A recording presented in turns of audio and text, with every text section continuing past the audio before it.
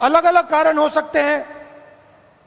पहला कारण हो सकता है कि ये जो मूर्ति थी इसका कॉन्ट्रैक्ट आरएसएस के एक व्यक्ति को दी गई। पहला कारण यह हो सकता है। शायद प्रधानमंत्री जी कह रहे हैं कि नहीं, मैंने गलती की, मुझे ये कॉन्ट्रैक्ट आरएसएस के व्यक्ति को नहीं देनी थी, ये मुझे कॉन्ट्रैक्ट मेरिट पे देना था। शायद वो गलती हो सकती है। दूसरी गलती हो सकती है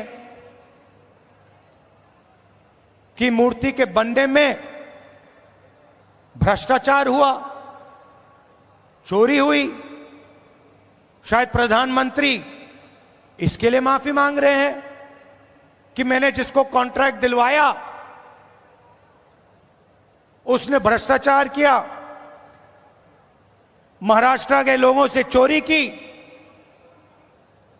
यह कारण हो सकता है।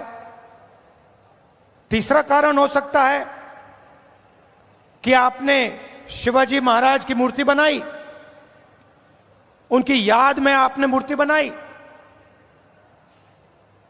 और आपने इतना भी ध्यान नहीं दिया कि वो मूर्ति खड़ी रहे।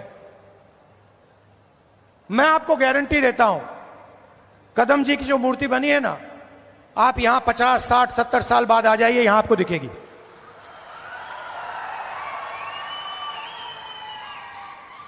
और शायद सबसे बड़े महापुरुष शिवाजी महाराज जी की मूर्ति बनती है और कुछ ही दिनों में भ्रष्टाचार के कारण, गलत व्यक्ति को कॉन्ट्रैक्ट देने के कारण वो मूर्ति गिर जाती है।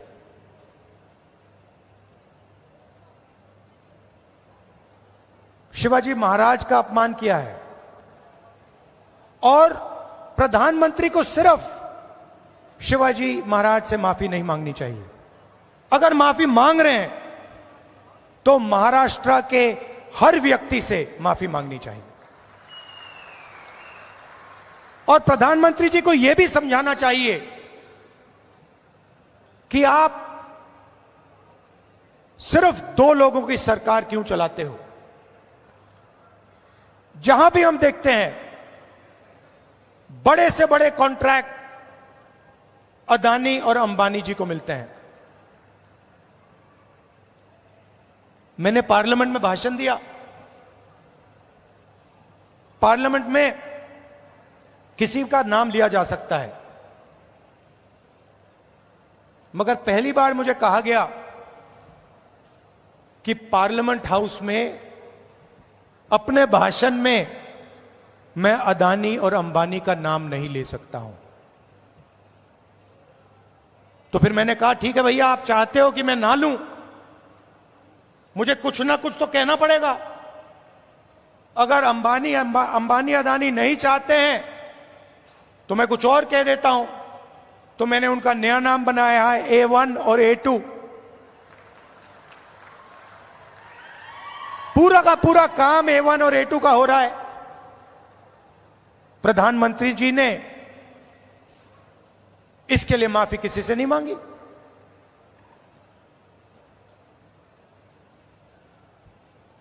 काले कानून आए, किसानों से उनका हक छीनने वाले कानून। 700 किसान शहीद हुए। हमने पार्लियामेंट में कहा कि 2 मिनट इनके लिए मौन रखा जाए। हमें कहा जाता है नहीं, ये शहीद नहीं है।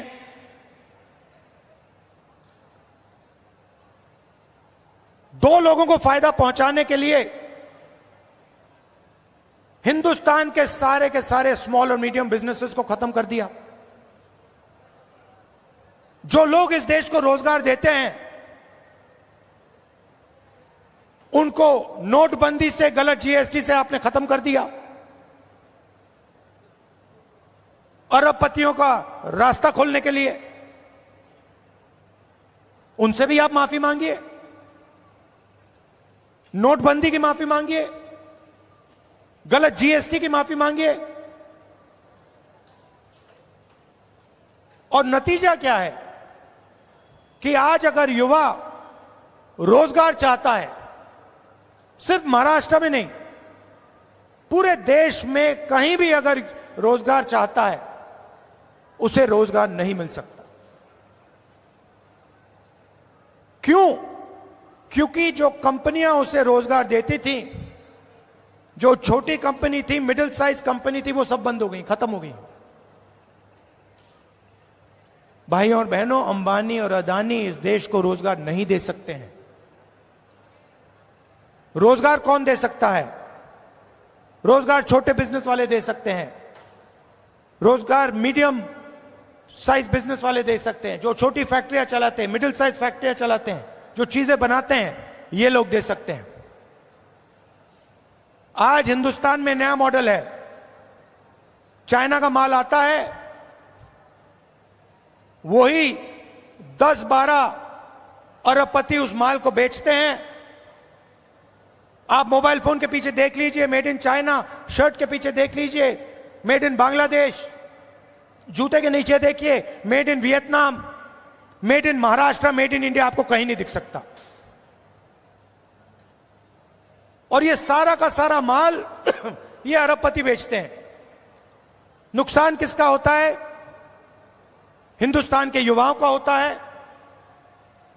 हिंदुस्तान के जो छोटे बिजनेस हैं, मिडिल साइज बिजनेस हैं, जो चाइना का मुकाबला कर सकते हैं, उनका होता है। फायदा किसका होता है? नरेंद्र मोदी जी की मार्केटिंग होती है, अदानी और अंबानी जी का फायदा होता है। और दो हिंदुस्तान बन रहे हैं, एक अरबपतियों का, उसमें 20-25 लोग हैं, और दूसरा मजदूरों का, किसानों का, बेरोजगार युवाओं का। भाइयों और बहनों, 16 लाख करोड़ रुपए, 16 लाख करोड़ रुपए नरेंद्र मोदी जी ने इन 20-25 लोगों का कर्जा माफ किया है। किसानों का आज तक कर्जा माफ नहीं किया है। हमने 70,000 करोड़ रुपए किया था जब हमारी सरकार थी। आप सोचो, 70,000 करोड़ रुपए से हिंदुस्तान के सारे किसानों का कर्जा माफ किया था। इन्होंने 16 लाख करोड़ रुपए 22-25 लोगों को दिया है। ये हमारी लड़ाई है। हम चाहते हैं कि एक हिंदुस्तान हो। अगर बैंक के दरवाजे अरबपतियों के लिए खुले हैं, तो बैंक के दरवाजे किसानों के लिए, मजदूरों के लिए, युवाओं के लिए खुले होने चाहिए।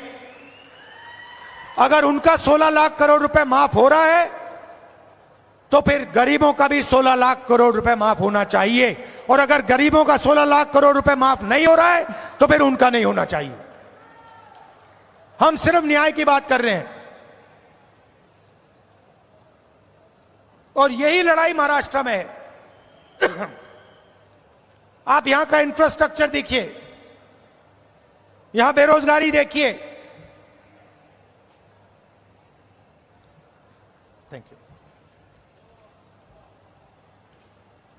बेरोजगारी देखिए, हर एरिया में आपको भ्रष्टाचार दिखेगा।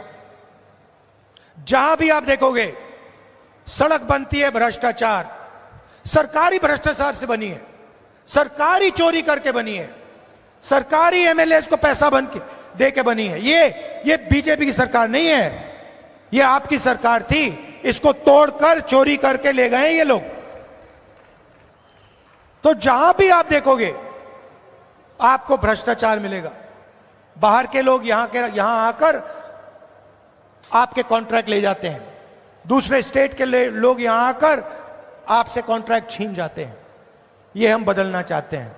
और मैं जानता हूं कि आप सब कांग्रेस पार्टी के कार्यकर्ता, मोहब्बत की दुकान वाले कार्यकर्ता, बब्बर शेर, मैं जानता हूं कि यहां पे आप महाराष्ट्र की सरकार लाने जा रहे हो।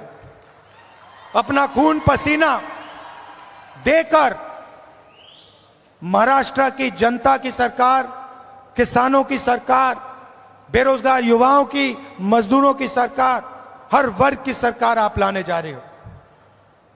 जहां भी आपको मेरी जरूरत होगी, मैं आ जाऊंगा। आपको सिर्फ ऑर्डर देना है कि राहुल आपको यहां आना है, यहां आना है, यहां आना है, मैं हाजिर हो जाऊंगा। अंत में मैं आप सबको दिल से धन्यवाद देता हूं कि आप यहां आए, इतने प्यार से आपने मेरी बात सुनी। धन्यवाद।